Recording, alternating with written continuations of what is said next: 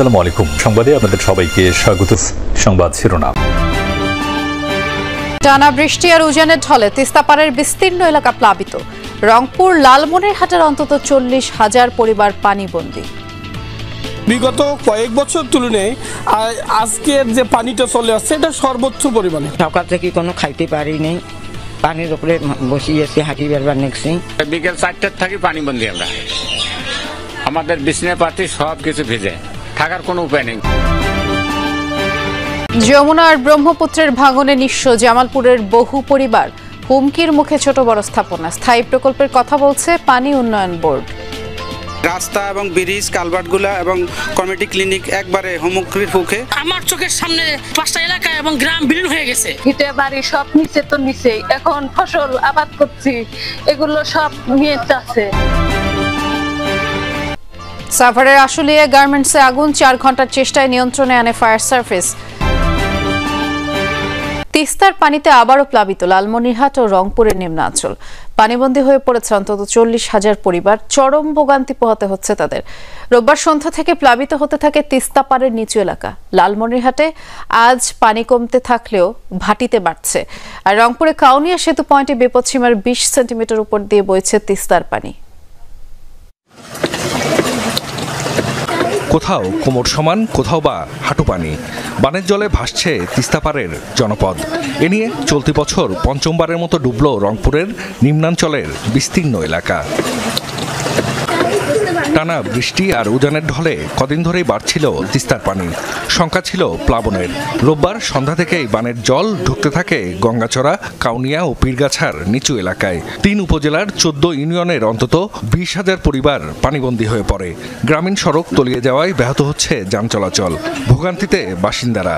বানের জলে তলিয়েছে আমন ধান ও সবজির ক্ষেত। ভেসে গেছে অনেক পুকুরের মাছ। আমাদের বিছনা পাতি সব কিছু ভিজে, থাকার কোনো উপায় নেই। ঘর দুয়ার সব পানি নিশ্চয় হয়ে আছে।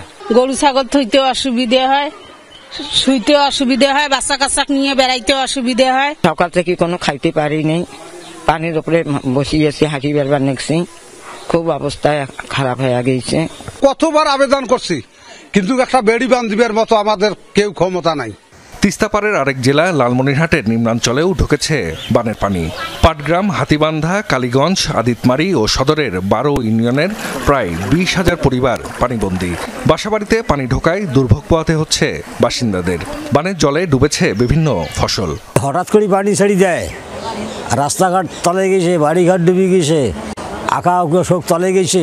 পানির জন্য থাকতে পারছি না, এক গালা পানি বাড়ি ঘরের মধ্যে, এখন খাওয়া দাওয়া না। বিগত কয়েক বছর তুলনায় আজকের যে পানিটা চলে আসছে এটা সর্বোচ্চ পরিমাণে। চলমান বন্যায় আমাদের সকল প্রস্তুতি রয়েছে। কিভাবে? যেমন শুকনা খাবার আছে আমাদের মানুষের দেওয়ার জন্য, চাল আছে, টিন হয়তো পর্যাপ্ত নাই, কিন্তু যতটুকু আছে, যাদের ঘর পড়ে গেছে তাদেরকে টিন দেওয়ার মতো পর্যাপ্ত টিন আছে।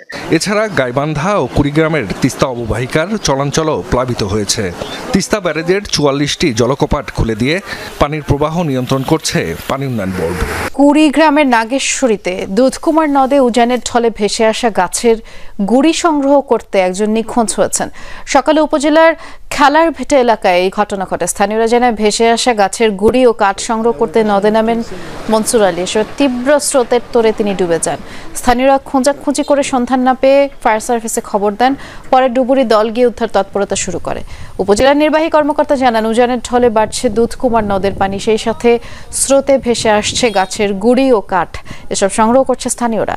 এক্ষেত্রে সবাইকে সচেতন থাকার আহ্বান প্রশাসনের।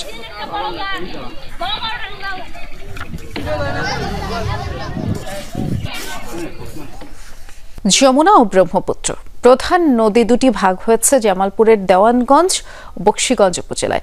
এ কারণে নদ নদীগুলোতে পানির প্রবাহের সাথে ভাঙনের মুখে সবচেয়ে বেশি ক্ষতিগ্রস্ত হয় তীরের বাসিন্দারা। যদিও পানি উন্নয়ন বোর্ড জানিয়েছে, ব্রহ্মপুত্র নদের ভাঙন ঠেকাতে একটি প্রকল্প দাখিল করা হয়েছে, আর যমুনা নদীর জন্য প্রকল্প প্রস্তুত করা হচ্ছে। 15 বার ভাঙনের কবলে পড়েছেন জসিমউদ্দিন। খেয়ালি যমুনা কেড়ে নিয়েছে ঘরবাড়ি, ক্ষেত খামার আর সঞ্চয়। জীবনের 55 বসন্তে সব হারিয়ে সর্বশান্ত তিনি ঠাঁই নিয়েছেন ভাড়া করা টুকরো জমিতে। এখন সেটুকুও হারানোর ভয় তারা করে বেড়াচ্ছে। বাড়ি ভেঙে নিয়ে যায় উঠল্লা মেতে উঠল্লা পরে নদী ধরিল। এই বয়সে তো আমি কামলাও দিয়ে যাওয়া ভাই না, তো ইস্কাও চলা আর ভাই না, ভ্যান গাড়ি চলা আর ভাই না, তাও আস্তাটাও নদী ধরিল। এখন আমরা কি করি খামু?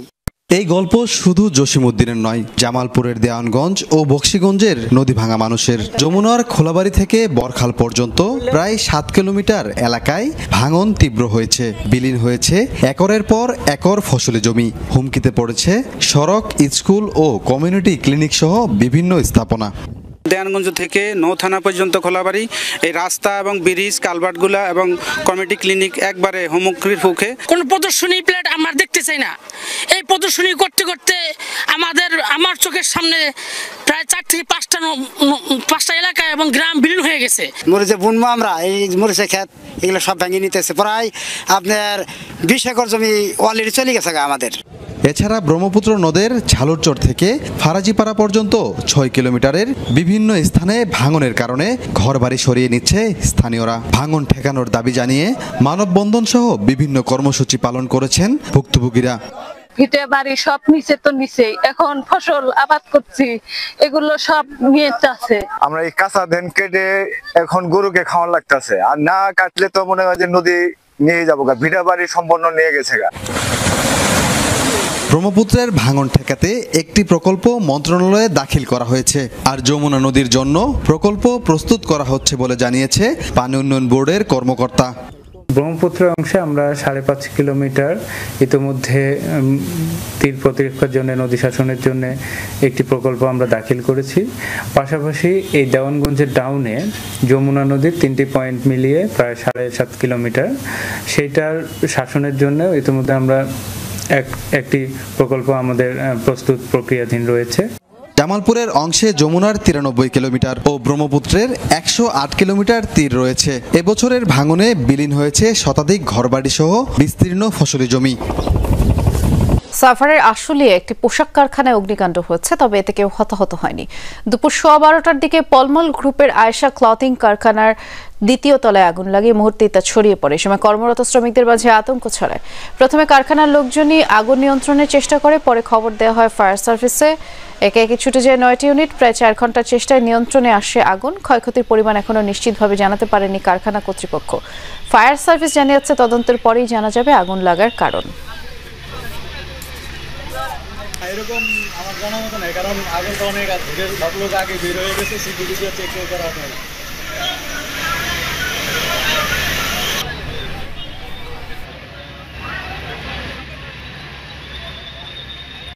কিভাবে লাগছে আমরা করতে পারতেছি না, আমরা ফাইন্ড আউট করতে পারতেছি না।